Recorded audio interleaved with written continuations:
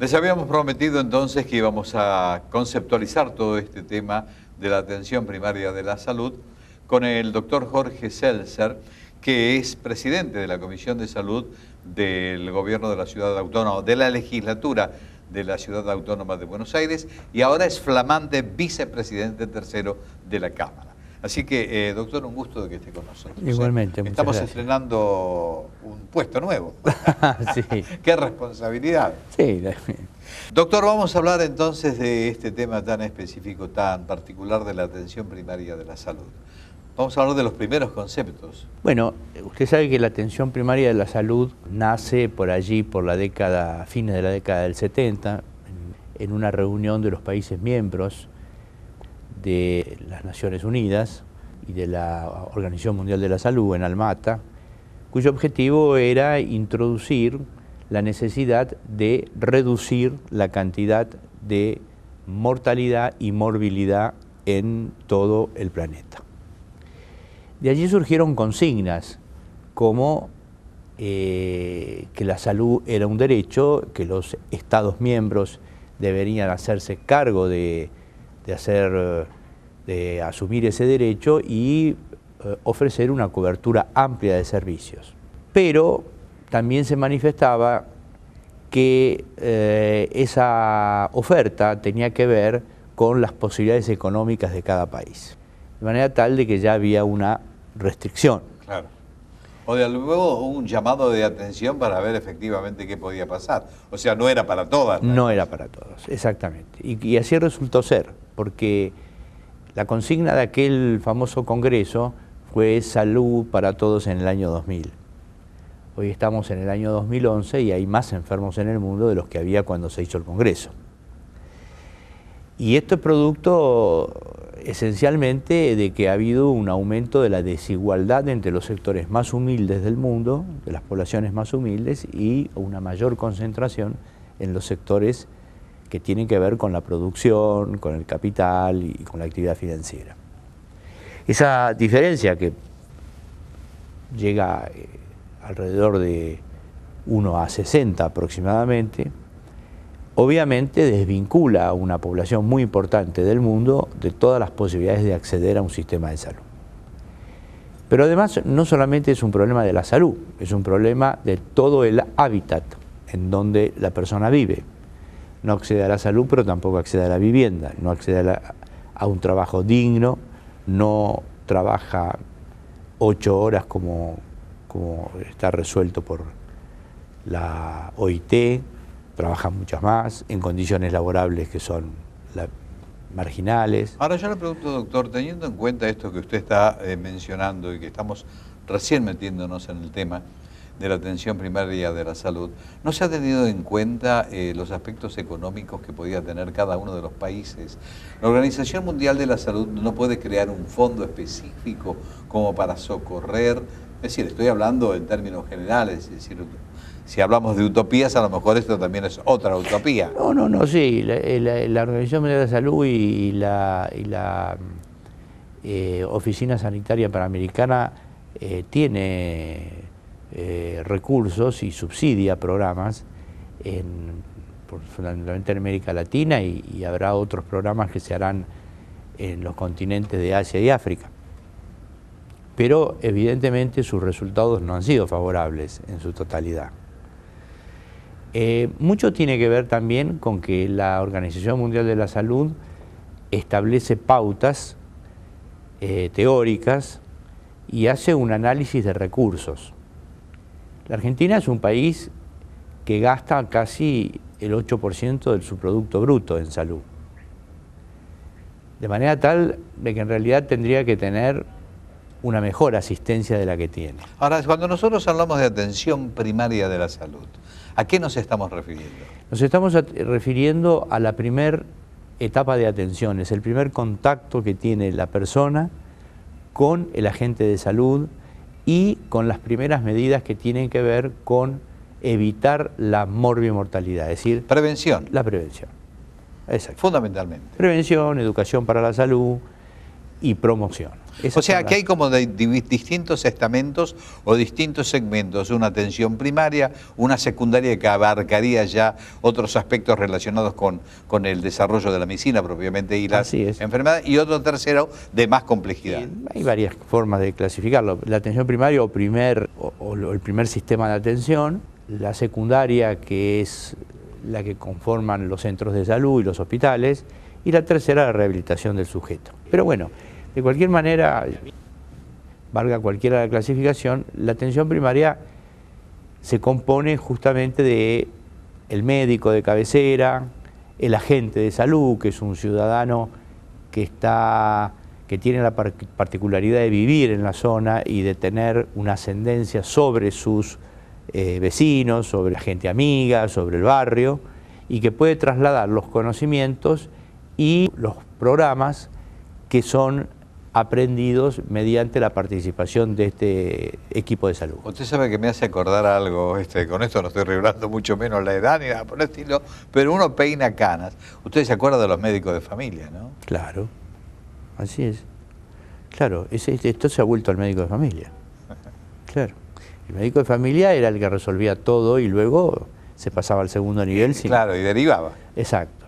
Pero no había, obviamente, en los sectores medios de la población que se atendían con el médico de cabecera, los sectores que podían acceder al médico de cabecera inclusive. En general, la morbilidad era muy baja, Es cierto que también en la década del 50 nosotros no poseíamos de los medios tecnológicos que poseemos hoy. Claro.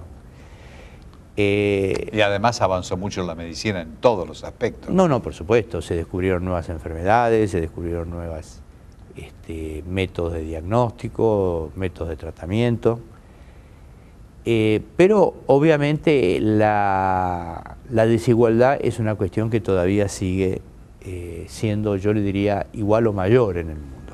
Ahora, yo diría, cuando se conceptualizó este esquema de la atención primaria y se reunieron prácticamente los grandes países del mundo, en algunos países se desarrolló realmente mucho y en otros, evidentemente, no ha tenido ese mismo desarrollo. ¿A qué lo atribuye, independientemente del aspecto económico? ¿A la falta, a la desidia? ¿A qué? Yo le diría políticas de Estado.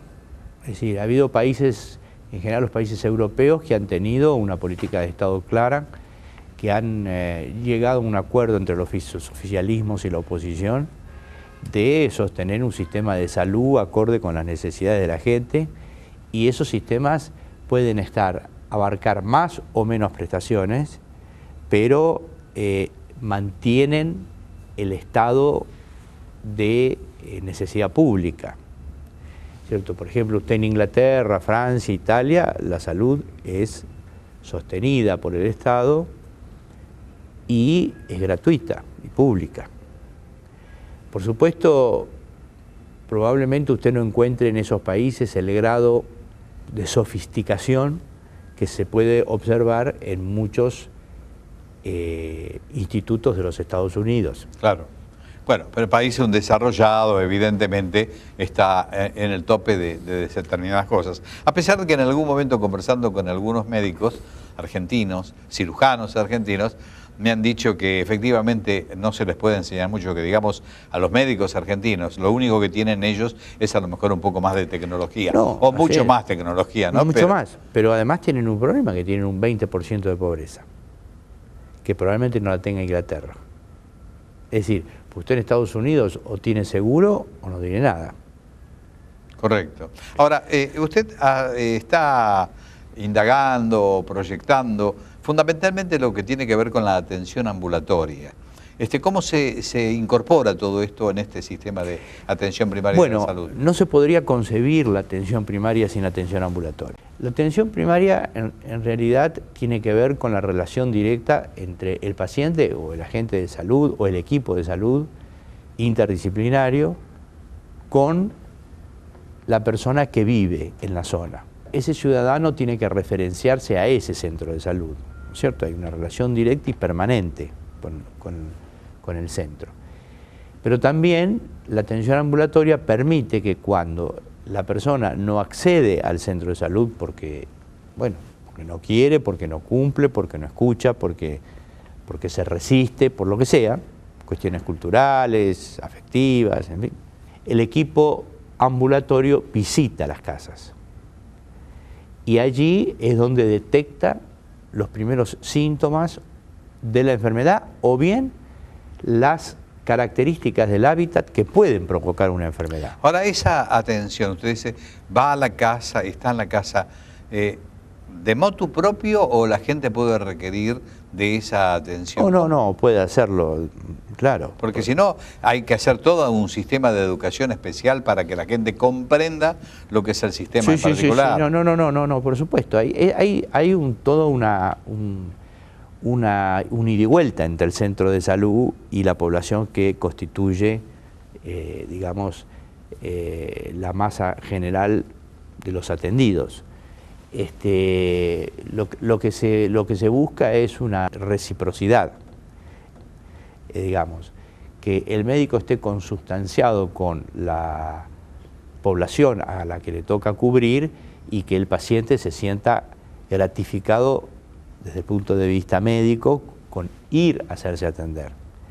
O bien cumple una importancia directa del agente de salud, que es un hombre del barrio, que no es médico, pero que tiene algunos conocimientos de promoción, prevención y educación para la salud, que es el que le dice, mira, che, llevaste a tu hijo a vacunar, no lo llevaste, te salió una erupción, ¿por qué no venía a acompañarme, vamos al médico? En fin, todas estas cosas son importantes porque, cuando usted bien sabe, las enfermedades ya dan los primeros síntomas, en muchos casos es tarde. Correcto. Ahora, estuvimos hablando fuera de cámara en su momento de los recursos en la provincia de Buenos Aires, los recursos en la ciudad de Buenos Aires. ¿Cómo lo ve todo esto? Bueno, la ciudad tiene una cantidad de recursos importantes. Hoy es alrededor entre el 19, casi 20% del presupuesto de la ciudad. Son alrededor de 6.500 millones de pesos que se destinan al sistema de salud. Es cierto que el sistema de salud de la ciudad es un sistema grande, compuesto por 33 hospitales, tiene más de 40 centros de salud, y la provincia de Buenos Aires destina a salud muy poco, es el 6%. Por eso viene toda la gente de la provincia, viene a atenderse a la capital. Sí, vienen, exactamente. Los hospitales de la ciudad de la provincia de Buenos Aires están en una situación deplorable, pero además existe todavía esta cuestión que tiene que ver con la historia de los hospitales de la ciudad de Buenos Aires. No hay que olvidarse que muchos de los hospitales que hoy son de la ciudad eran nacionales. Correcto. Y ha habido una inversión histórica de la nación en estos hospitales que, junto con los municipales, han sido escuelas de la medicina, como el Rawson, el Rivadavia, el Argerich, el Fernández. Bueno, allí nacieron, yo le podría decir, los grandes maestros. Y la gente no se olvida de eso. Entonces, muchas veces le dice a su familia, mira, vos si querés resolver el problema y vive en Lanús, andate al Argerich y te lo van a resolver. Entonces la ciudad tiende a casi un 60% de la población de la provincia. En consultorio, en internación es un poco menos, casi la mitad. Bueno, evidentemente el ciudadano tiene el derecho a hacerlo porque la Constitución Nacional establece que existe libertad de tránsito, de educación, de salud, en fin, uno puede atenderse donde quiera, en la medida que sea ciudadano argentino. Y también establece una pauta hacia los países hermanos y hacia otros países del mundo que tienen el derecho gratuito de atenderse, como tenemos nosotros la posibilidad de atendernos en otros países, ¿no? Ahora, yo le pregunto, para ir redondeando un poco en los conceptos, ¿qué es necesario como para que la gente se dé cuenta de la importancia y del sentido de lo que significa la atención primaria de la salud? Bueno, mire, yo creo que esto tiene que ver mucho con la educación, con la enseñanza y con la promoción. La escuela primaria, desde el jardín y la escuela primaria, tiene que haber conceptos muy claros hacia los chicos, directivas muy claras acerca de cuáles son las enfermedades prevalentes y cómo se pueden curar. ¿Qué es lo que deben hacer, cuáles son los hábitats que no deben, en los que no deben vivir y participar, cuáles son las intoxicaciones más frecuentes. Eso lo tienen que saber los chicos. Nosotros hacíamos hace muchos años, cuando yo tenía un comedor en La Boca, en la época de crisis, nosotros tuvimos un consultorio de atención primaria con estudiantes de medicina. Y ahí recorríamos casa por casa y hablábamos con la gente y les explicábamos lo que significaba el hacinamiento, la presencia de piojos, arácnidos, las cosas más comunes, las cosas más elementales, y qué enfermedades traían y cuáles eran las. Y entonces le mostrábamos hasta en su propio cuerpo cuál era el problema. Y le decíamos, bueno, frente a eso vengan, siempre hay un tratamiento. Porque estas cosas empiezan especialmente en la zona del Riachuelo, donde usted sabe que los transmisores son los animales domésticos, y ahí fundamentalmente pulgas. O sea que esto tiene mucho que ver con la educación, fundamentalmente. Fundamentalmente. ¿No? Eso, la falta de cultura de la gente, tienen que conocer el tema, claro. Los padres tienen que conocer el tema, los chicos también. El Estado debe saber que tiene la obligación de sanear todas estas cuestiones, de que no se pueden vivir a la veda de ambas orillas del Riachuelo, porque todo eso está. El Riachuelo es uno de los ríos más contaminados del mundo. Doctor, nosotros vamos a seguir con estos temas, vamos a proyectar todo lo que significa el tema de la atención primaria de salud a través de este programa, como muchas otras cosas que tienen que ver con la salud, pero que no es la salud propiamente dicha, pero sí vamos a hacer hincapié en todos estos aspectos. Le agradezco fundamentalmente el hecho de haber venido, por favor, y en cualquier momento volvemos a estar con usted. Bueno, cómo no, con todo gusto. Muchas gracias. Gracias.